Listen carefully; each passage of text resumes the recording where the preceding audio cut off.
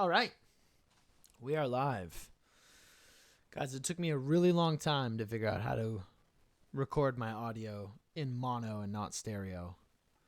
For those of you who know what that means, awesome. But please watch this video because it's taken a long time to make it.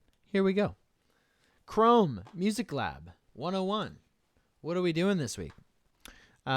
So this video is going to be a whole walkthrough of how to use Chrome Music Lab. If you look in the content section this week, I've hidden everything else, and instead you will see this page. It says an introduction to Chrome Music Lab. I've posted this for everyone,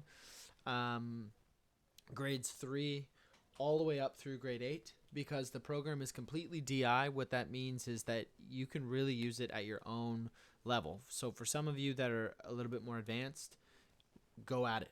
For the younger kids who just want to try to explore something this week and have some fun making music, awesome. What are we looking at? I would like you, and I'll show you the Chrome Music Lab in a minute, but I want you to explore these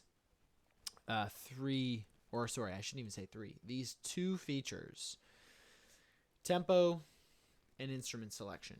That's all you have to do this week.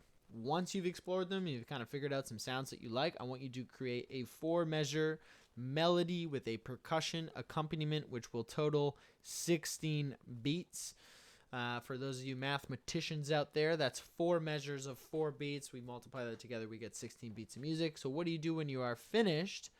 You need to share the link with me in the assignment section. The assignment is called Your First Music Lab Creation.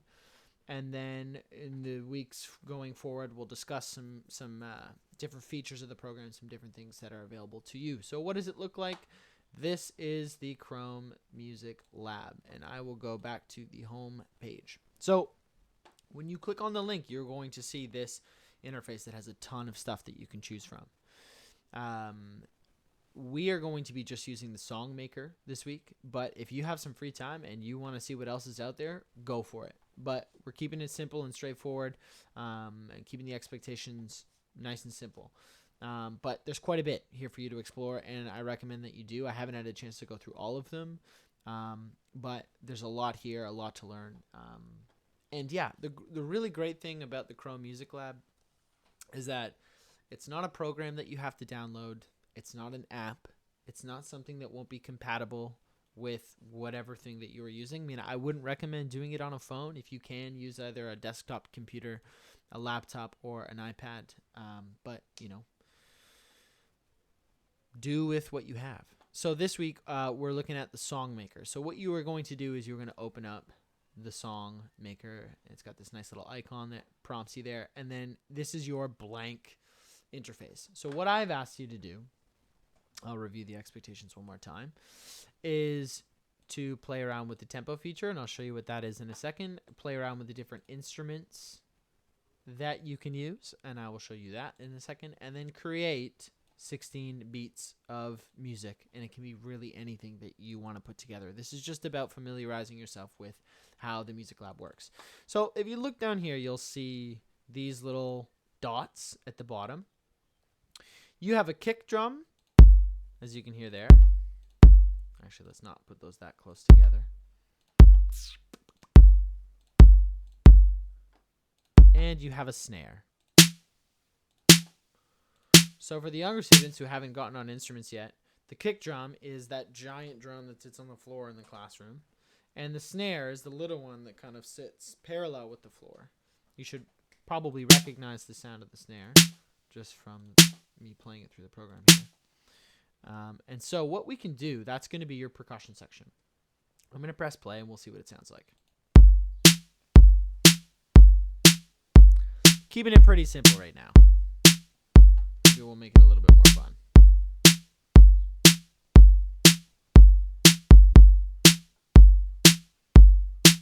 Awesome.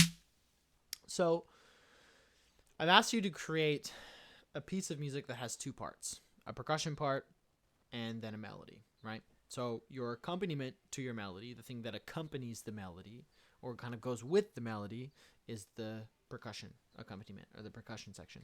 The melody is going to look like this.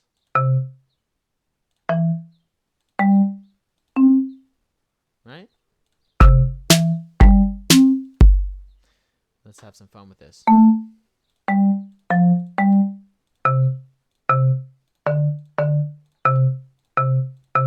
Maybe we'll add some thirds in there to make it sound nice. And then something like that. And it sounds like this.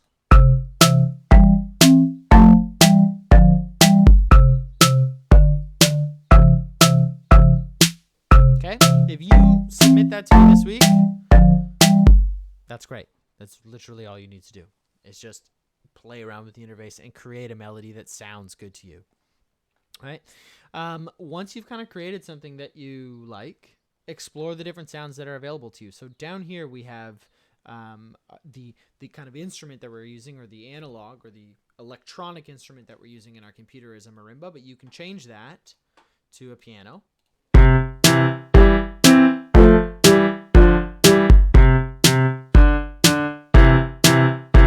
You can make it strings.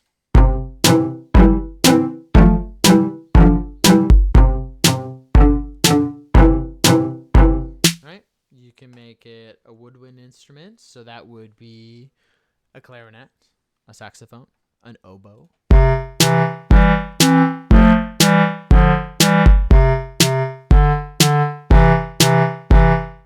Awesome. And then, synthesizer.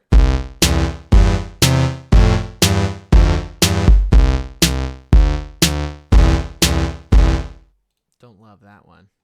You know what? I'm feeling the woodwind today. So the tempo feature, for some of the younger students, this number down here, 120, might not be something you're familiar with talking about in music just yet, but especially my grade 7 and 8s should know this. 120 refers to how many beats we can squeeze into 1 minute of music. We call it BPM, and that acronym means beats per minute. So if you want to slow that down, maybe we go down to something like 100. Now we can only fit 100 beats into 1 minute, which means that the beats actually get longer or slower. So that's going to sound something like this. Okay.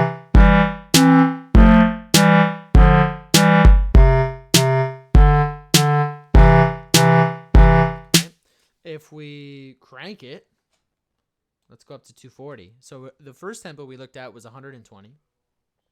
So now it's going to be twice as fast, because if we double 120, we get 240. So it's going to fly now.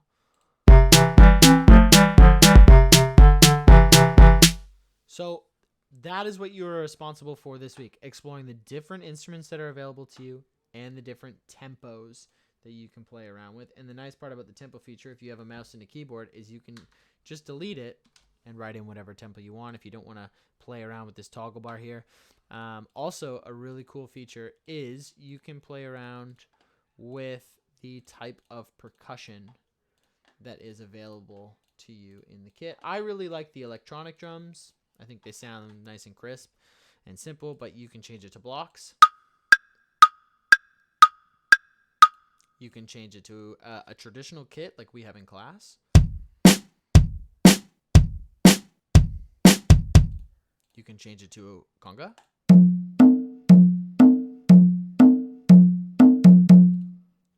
And then back to electronic. So if you look at the interface here, and I'm going to go over this just quickly one more time, is you'll see that I've asked you to create 16 beats worth of music.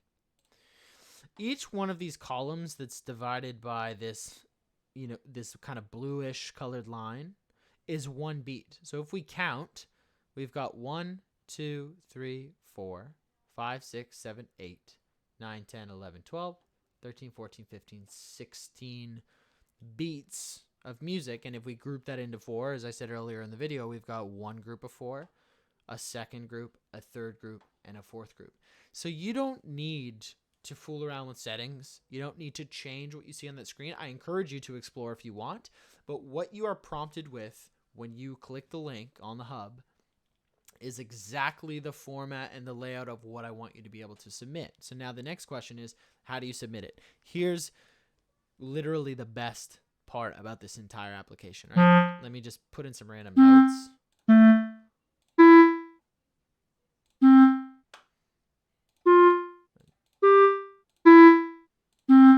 Right? Totally random. Let's see how that sounds.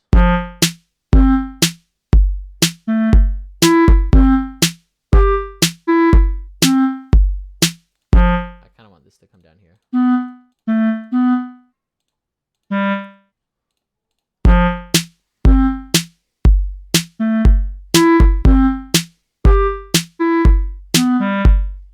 Oh, sounds kind of like Zelda or something. Anyways, not the point. The point is, I want to show you how to submit this. It's awesome, and it's super easy. Down here in the bottom right corner where you see my mic, you'll see, or my cursor, you see mic, settings, undo, and save. So this is the best part about this app, is when you hit save, all it does is prompt you to a link. So when you hit copy link, it's going to copy that link into your clipboard on your computer or your tablet. And when you open a new tab and paste it,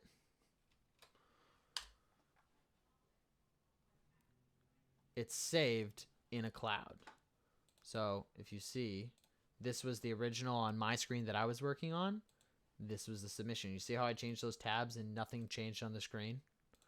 It's because this is your submission. So all it does is it saves whatever you create to a cloud, and then you can copy and paste that link into the assignment section in the hub, so that all I have to do is click that link and it's going to bring me to the song that you've created. That's it. So quickly, I'll reiterate one more time. You're going to see this in the hub, and I've hidden everything else for now just because I want us to give something new a try. I want you to play around with the tempo. Find a couple instruments that you like, and in this case it's going to be one percussion instrument and one melodic instrument or pitched instrument. And then I want you to create 16 beats worth of music with a melody and a percussion accompaniment and submit it.